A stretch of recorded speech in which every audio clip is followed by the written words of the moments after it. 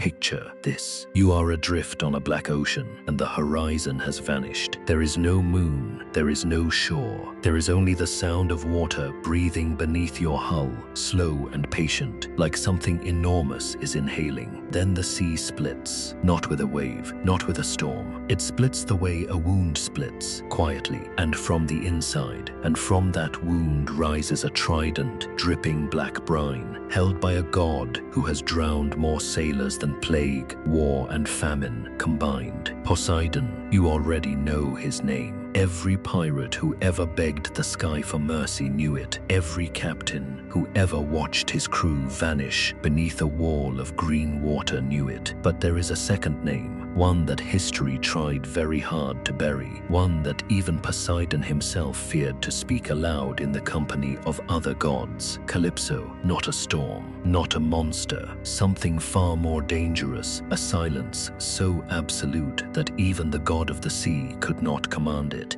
Legend claims she was a prisoner, chained to a lonely island for the crime of being born on the wrong side of a war between gods. But prisoners do not command tides. Prisoners do not steal sailors out from under Poseidon's trident and hide them where even the sea itself refuses to look. So which was she, a hostage of the ocean, or its true, forgotten ruler, somewhere between the myth of Poseidon's fury and the myth of Calypso's mercy? There is a war that history erased, not a war of armies, a war for who truly owned the seven seas. And for 3,000 years, the losing side has been telling the story. Today, on Shadow of the Pirates, we drag that war back up from the deep. And by the end of this video, you may never look at a calm sea the same way again. Because if the old sailors were right, calm water isn't empty, it's watched. Before we go any further, understand this. What you are about to hear was pieced together from the darkest corners of maritime folklore, sailor superstition,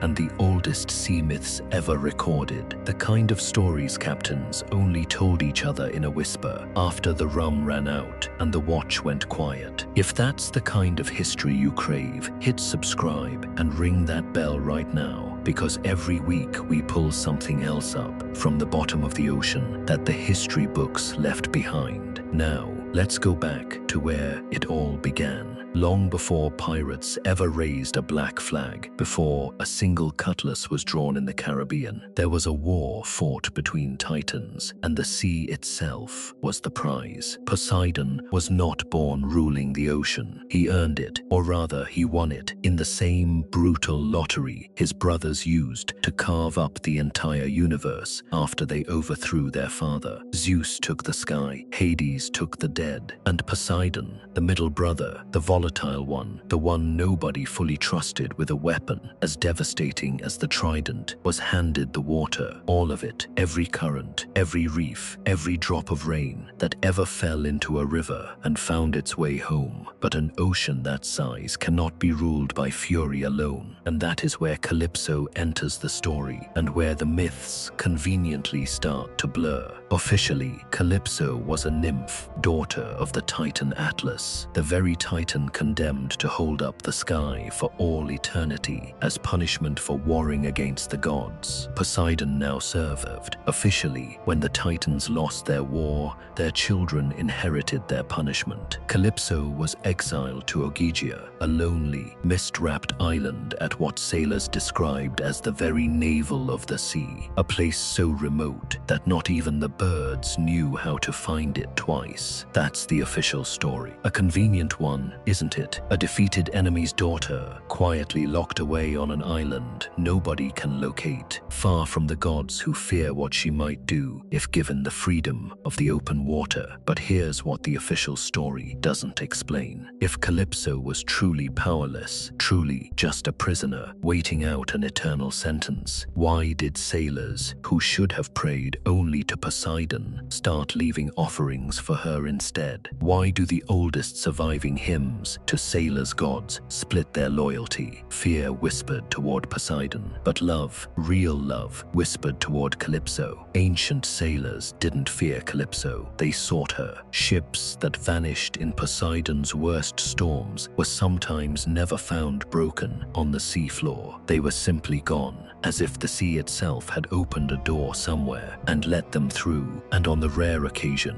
a sailor did return from one of these disappearances. Years later, aged strangely little, they told the same impossible story. An island that shouldn't exist, a woman who knew the name of every star, and a peace so deep that leaving felt like its own kind of drowning. There is one story, older than most, that the Greeks themselves seemed almost embarrassed to preserve in full. The tale of a nameless fisherman from Ithaca, blown 7 days off course by a storm no living sailor should have survived. His crew was gone, his mast was splinters, and yet he woke on a beach he did not recognize, warm, dry, and alone, with no memory of how he'd gotten there. He stayed on that island for what he swore was 3 days. When he finally sailed home on a boat that was not his own, built from wood no shipwright in Ithaca could identify, 7 years had passed. His wife had remarried. His children didn't recognize his face. He spent the rest of his life trying to convince people that time itself worked differently under Calypso's protection, that she hadn't just saved him from the storm, she had pulled him sideways out of Poseidon's reach entirely, into a place where the god's fury simply couldn't follow the clock. Poseidon commanded the sea through terror. Calypso, it seems, commanded something else entirely. The parts of the sea terror could never reach. And if that's true, then the exile the gods gave her was never really a punishment. It was quarantine. And quarantine, as any jailer eventually learns, only works if the prisoner actually wants to escape. Calypso never did. That, more than anything, is what unsettled the other gods. A prisoner who begs for freedom is predictable. You can bargain with her, threaten her, eventually control her. But a prisoner who builds an entire hidden kingdom out of her exile, who turns her prison into the one place in the universe Poseidon's authority couldn't fully reach, isn't really a prisoner at all. She's a queen who simply chose a smaller, safer throne, one Poseidon could never storm, because storming it meant admitting, in front of every other god on Olympus, that he didn't actually control the ocean he claimed to rule. That single, unspoken humiliation is where the real war began. Not with a battle, with a secret Poseidon could never quite prove and never quite let go of. Here's where the story turns dangerous, because this isn't a tale about two gods who simply disliked each other. This is a tale about absolute power meeting the one force it could never fully extinguish, an ancient, patient kind of knowledge that violence has never been able to kill. Poseidon wanted total dominion, not influence, ownership, every current, every trade route, every sailor's fate, decided by his temper alone. Ancient sea hymns describe him pacing the ocean floor like a king, inspecting a kingdom that constantly, infuriatingly, refused to fully obey him. And the reason it refused, according to the oldest surviving fragments of sailor lore, was that Calypso had already been there first. Long before Poseidon rose to power, the old stories say the sea already had secrets, hidden currents, drowned caves, passages between islands that shifted position depending on who was looking for them. This was old magic, older than the Olympian gods themselves, the kind of knowledge that belonged to the Titans, to Atlas's bloodline, and Calypso inherited every scrap of it. So when Poseidon began sealing off the routes he didn't like, drowning fleets that sailed where he hadn't given permission, burying entire trade lanes under storms that lasted for months, sailors who prayed correctly, sailors who left the right offering on the right night, sometimes sometimes found that the route reopened anyway, not through Poseidon's mercy, through a hidden passage that only existed if you already knew where to look for it. Calypso's passage. Imagine being Poseidon. Imagine holding a weapon that can shatter continents, commanding every wave on Earth, and still discovering, again and again, that ships you meant to destroy simply weren't where you'd left them to die. That is not a rivalry between equals fighting for territory. That is something far more humiliating for a god as proud as Poseidon. It's a war he could not win by force, because his opponent had already stopped playing the same game. There's a chilling detail buried in some of the oldest fragments, one most retellings quietly leave out. When Poseidon realized ships were slipping through routes he hadn't sanctioned, his first response wasn't to hunt Calypso directly. He couldn't. Her exile put her beyond his jurisdiction, even beyond his own reach. Instead, the fragments say he turned his fury on the messengers. Any sailor who returned from Ogygia and spoke too freely about what they'd seen there met a swift, brutal end at sea within the year, as if something with a very long memory had marked their name on a list. Sailors noticed the pattern eventually. That is precisely why so few first-hand accounts of Calypso's island survive at all. Not because the stories were rare, but because the people who lived them rarely lived long enough to tell them twice. The old fisherman of the Aegean had a saying, one that outlived a dozen empires: Poseidon rules the wave, Calypso rules what the wave forgets. Sailors who understood that saying learned to read two gods at once, the visible fury above the water and the invisible mercy hidden somewhere beneath it. And the ones who learned that lesson too late are the ones the sea never gave back. This was psychological warfare in its purest, oldest form. Poseidon's storms were meant to be witnessed, meant to terrify every sailor for 100 miles in every direction. Calypso's protection was meant to be secret, a lifeline offered only to those desperate enough or wise enough to ask for it in silence. One god ruled through spectacle, the other ruled through the thing spectacle can never fully control. Hope, and hope, as it turns out, is far harder to drown. There's a reason this particular kind of war rarely appears in the grand, dramatic myths taught in classrooms. Wars between gods that involve armies and thunderbolts make for great statues and great poetry, but a war fought in silence, through hidden passages and quiet mercy, through the simple, maddening fact that one god refused to be found. That kind of war doesn't leave ruins you can point to.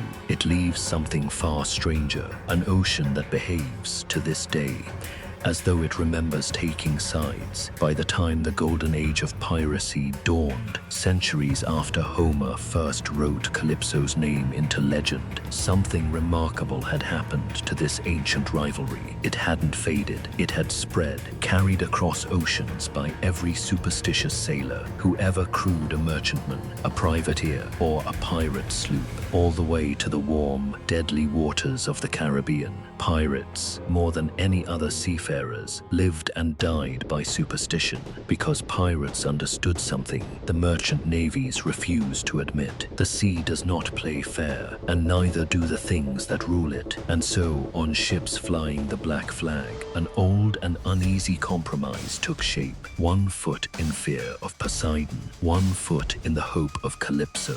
Coins went over the side before a voyage, flung into the water as tribute to the god who could sink you without warning. That part everyone knows. But dig deeper into ships' logs and sailor journals recovered from wrecks across the Caribbean, and a second, quieter ritual appears again and again. A small lantern, lit and left burning on deck through the worst of a storm, never explained in the official log, but always there. Sailors who kept that light burning called it Calypso's watch, a signal they believed that told the old goddess of the deep exactly which ship among the hundreds hundreds being tossed by Poseidon's fury that night was worth saving. Did it work? Asked the survivors. Entire fleets were swallowed whole during the hurricanes that battered the Caribbean throughout the Golden Age. Yet ships' logs occasionally record a single vessel limping into port. Days later, crew intact, cargo barely disturbed, while every other ship in the convoy was never seen again.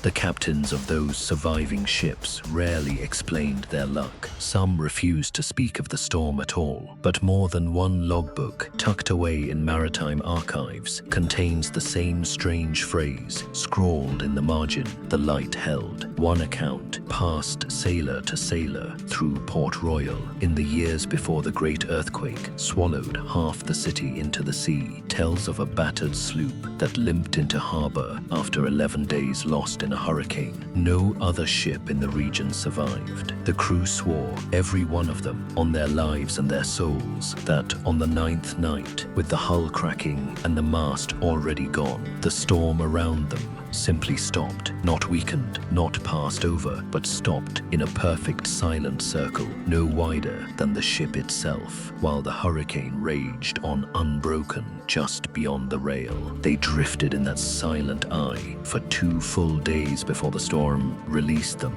battered but alive, 40 miles from where they should have died. The crew never agreed on what to call it, but the captain, in his own private log, wrote only 2 words beside the date. She came. There's something else, the old sailors believed, something far darker and far harder to prove. They believed that ships which vanished without wreckage, no debris, no bodies, nothing but an empty patch of ocean where a ship used to be, hadn't been destroyed by Poseidon at all. They'd been taken, pulled sideways out of the war entirely, into whatever hidden refuge Calypso still guarded, far from a god who could never quite forgive a rival he couldn't kill. Whether you believe that or not, one thing is undeniable. The old stories were never really about which god was stronger. They were about which god you could still bargain with when everything else had already failed. And on a sinking ship in the dark, in the middle of the golden age of piracy,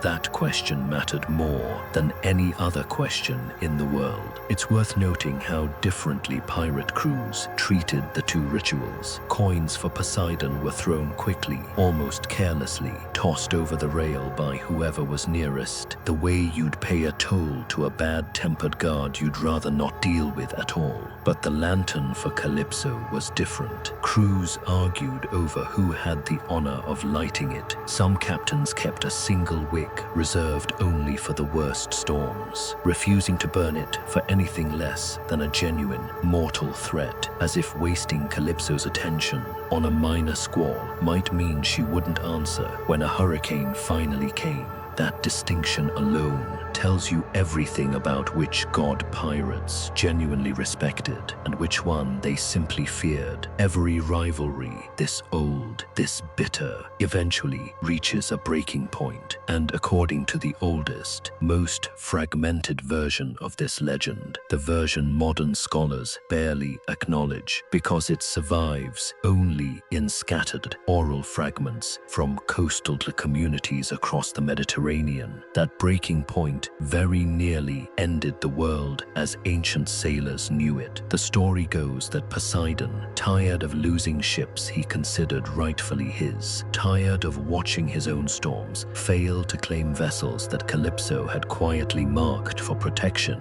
decided to stop fighting for control of the sea, one wave at a time. He would simply erase the board and start over. The old fragments call it, in a phrase that has chilled every scholar who's translated it, the drowning of the world, an attempt by Poseidon to raise the entire ocean at once, high enough, violent enough, to wash away every coastline, every port, every hiding place Calypso had ever used to shelter a single sailor from his wrath. If the legend is true, this wasn't a storm. This was an extinction event, deliberately engineered by a god who could no longer tell the difference between ruling the sea and destroying it. The fragments describe the sky itself turning the color of an old bruise, the ocean drawing back from every shoreline on Earth at once, as if the whole sea were in inhaling one final, endless breath before it swallowed the world. Coastal villages that had never once doubted Poseidon's mercy began building shrines to Calypso instead. Some of the oldest evidence we have that even his most loyal worshippers understood in that moment exactly who their real protector might be. And Calypso's answer was not to fight him wave for wave. She couldn't, and both of them knew it. Instead, according to the fragments, she reached into the oldest, deepest magic her father's bloodline had ever possessed and tore open something new in the bottom of the ocean itself, a place with no bottom at all.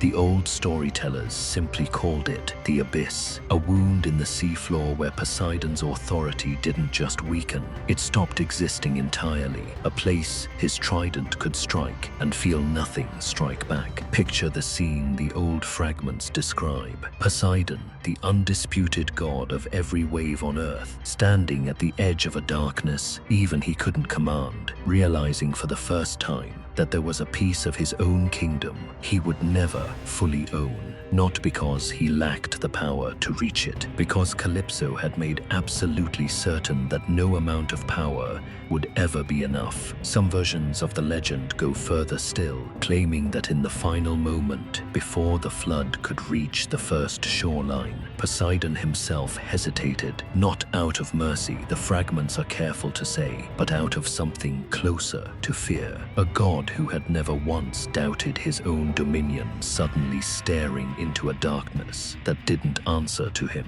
and understanding, perhaps for the first time in his immortal life, that total control was never actually his to have. The flood, the legend says, never fully came. Whether Poseidon backed down, or whether the abyss itself simply absorbed his fury before it could reach the surface, the old stories don't agree, but every version ends the same way, with an uneasy, unspoken truce. Poseidon kept his storms, Calypso kept her silence, and the deepest, darkest parts of the ocean, the places sailors still refuse to chart to this day, became the permanent, physical scar left behind by a war for the seven seas that neither god ever truly won. Modern oceanographers, of course, would tell you the deepest trenches on Earth are simply the result of tectonic plates grinding against one another over millions of years. The Mariana Trench, the Puerto Rico Trench, the countless unnamed scars running across the ocean floor like old stitches. But it's worth asking, why so many cultures, separated by thousands of miles and thousands of years, all independently arrived at the same unsettling idea that the deepest parts of the sea aren't simply deep. They're different. They don't behave like the rest of the ocean, and they don't answer to whatever god the sailors above them happen to be praying to that night. So,